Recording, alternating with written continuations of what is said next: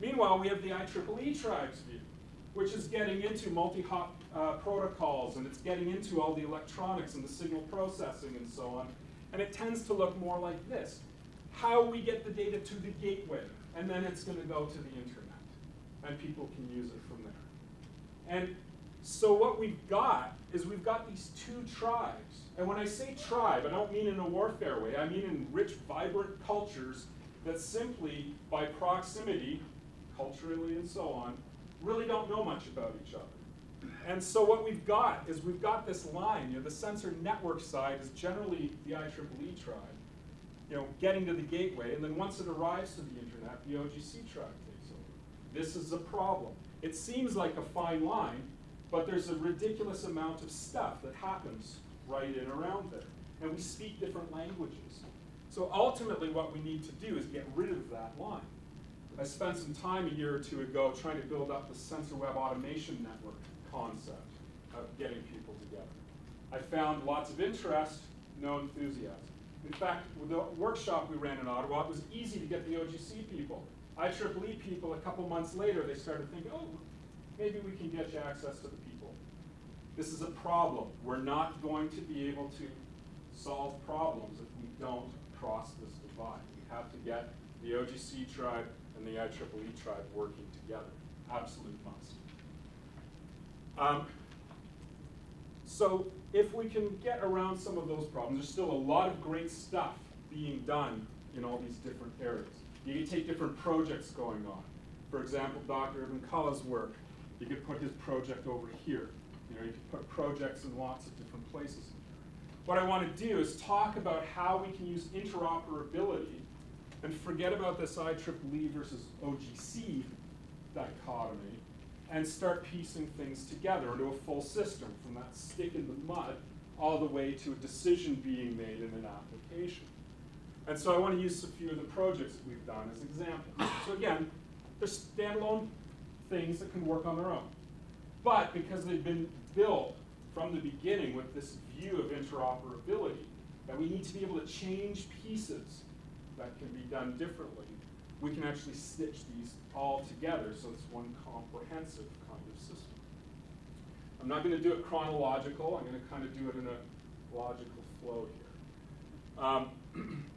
I'm going to start with the Profusion project, which is the first one we did. We got started with OCE back when it was Crestek, and got started with a concept study. How can we take sensors and make them work together in the field?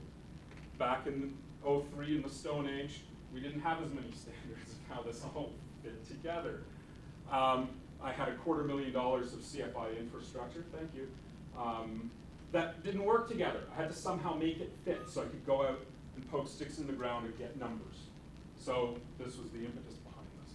So the idea was to try to build something that worked on handheld, where you could take somebody with sensors, didn't matter what they were, plug them in through serial ports or whatever to your handheld unit, say what they were and what they measured, and say, I'm going to collect data in this way, and go send it to the base station. So we had to build some communication protocols, really simple. We have new, field work is terrible, rarely works. If you think programmers are paranoid about what can go wrong, field work is worse, especially when you take electronics out there. That's just stupid, really. I don't know why we do it. But we do it because that's what we've got, and that's what's going to get the job done. So cables are going to pop off, batteries are going to die, make it last. So as we built this system, we realized, even as we got started, the technologies were changing on us. New sensors were coming out, new standards were coming out.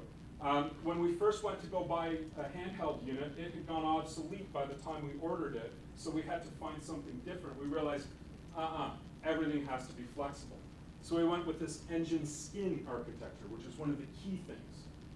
We put together what the system has to do, and then we put together how people use it.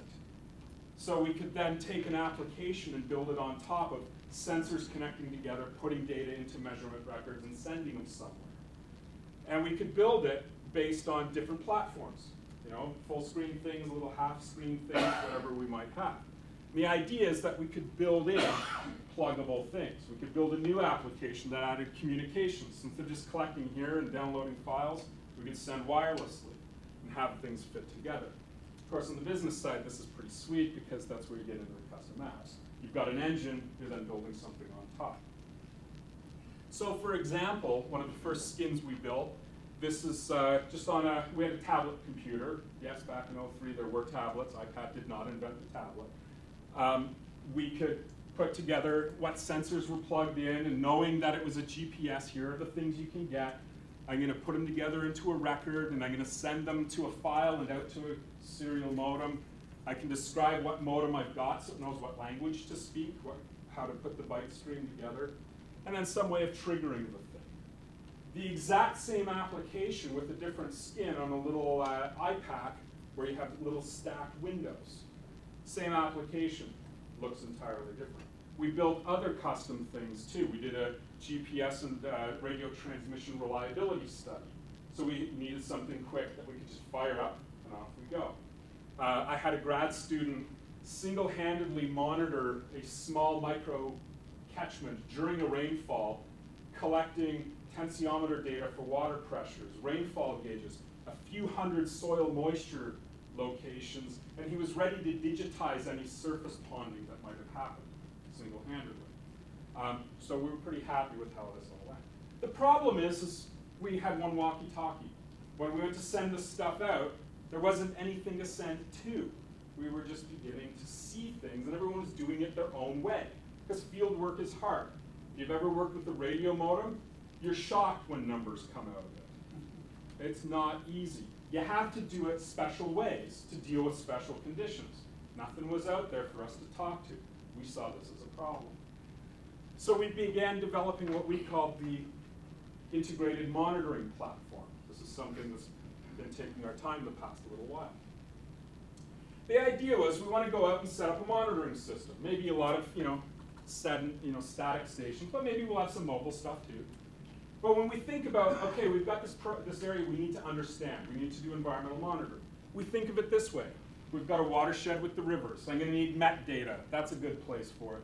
And we'll need to collect stream data and some water quality stuff. This is how we think about it. Far earlier than we'd like, we start looking at this. And then we look at this. Anybody do Campbell Scientific P code before? I didn't see twitches, so I'm assuming no. We have to do this kind of crap to make the thing work. Months later, when we've done all the voodoo with our modems to figure out what works and what doesn't and why it cuts out here and all that, if we're really lucky, this is what we get. Oh, yay, that was worth a year, including garbage, missed records, all kinds of things. That's what we get for field data. Not exactly useful for making decisions, is it? We've got a problem. What we need to do, and of course, this is just one vendor. You take the next vendor, it's completely different garbage here and garbage here. And different modems have different ways of talking. It's bad. We want to try to bring this all together. They're all solving specific problems, and we have a set of specific problems. How do we make it link? Well, being the modelers we are, we started abstracting out. What is a sensor network? What are the components? And there are certain components and certain behaviors that are there. Undergrad student goes out with a measuring stick, measures something, writes in the field book, later on comes back, sits down at Excel, types it all in, and saves the spreadsheet and emails it to you. Guess what? There's the ruler, there's the undergrad student, that's carrying the field book with the temporary data store, putting it into Excel, doing a sum column, and passing it over to you by email. That's a sensor network. Whether we've got sensors that are in there that are automatically adapting their power consumption, and they're sending it by psychic link over to this thing, and it's dynamically generating. It's a sensor network. Same components, same behaviors. You just have to configure them a little differently, right? You get the grad student out the door, or you sit in your IP code. But it's a configuration problem.